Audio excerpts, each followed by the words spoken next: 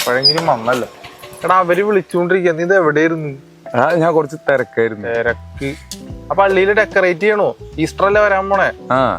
അപ്പൊ അതിന്റെ മുട്ടയും മുയലൊക്കെ റെഡിയാക്കണോ? മുട്ടയും മുയല. ഈസ്റ്റർ എന്താന്നറിയോ? ഈസ്റ്റർ എന്താന്നറിയാം. ഞാൻ പറഞ്ഞുതരാം. എടാ മുട്ടയും മുയലും മെയിൻ വിഭവമാണ് ശരിക്കും പറയാം ഈസ്റ്ററിന്റെ അന്ന്. എന്താ പറയാ, നമ്മുടെ വീടിന്റെ അടുത്തുള്ള ആൾക്കാരൊക്കെ ഉണ്ടല്ലോ, അപ്പൊ നിന്റെ വീട്ടിലെ റിലേറ്റീവ്സ് വന്ന് നോക്കാം.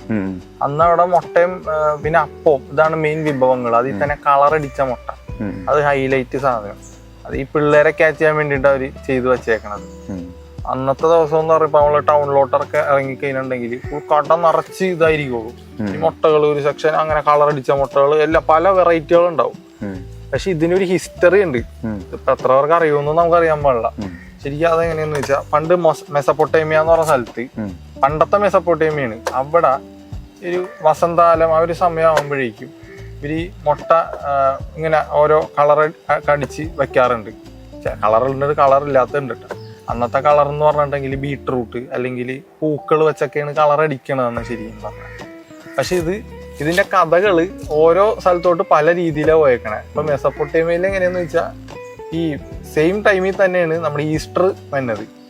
വർഷങ്ങളെല്ലാം തോറും ഒരുമിച്ചായപ്പോ അത് പിന്നെ ഈസ്റ്റർ മുട്ട ശരിക്കും പറഞ്ഞു.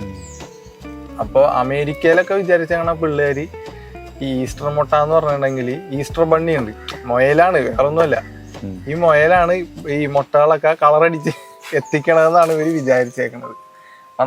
അവിടത്തെ പിള്ളേരുടെ അച്ഛനും അമ്മയൊക്കെ ഇത് രാവിലെ ആകുമ്പോ ഇവർക്കൊരു സർപ്രൈസ് എന്ന നിലയിൽ മാറ്റി വെക്കും. എന്നിട്ട് സമയമാകുമ്പോ ഇവർക്ക് കൊണ്ടുപോയി കൊടുക്കും. അതേപോലെ ഓരോ സ്ഥലത്തും ഓരോ ആചാരങ്ങളാണ്. ഇപ്പൊ നമ്മുടെ ലണ്ടനിൽ അല്ലെങ്കിൽ ബ്രിട്ടനിലൊക്കെ ചെന്ന് കഴിഞ്ഞിട്ടുണ്ടെങ്കിൽ ഈ ഒരു 15-ാം നൂറ്റാണ്ട് തൊട്ടേ അവിടെ മുട്ടകൾ ഉണ്ടാക്കുന്നുണ്ട്.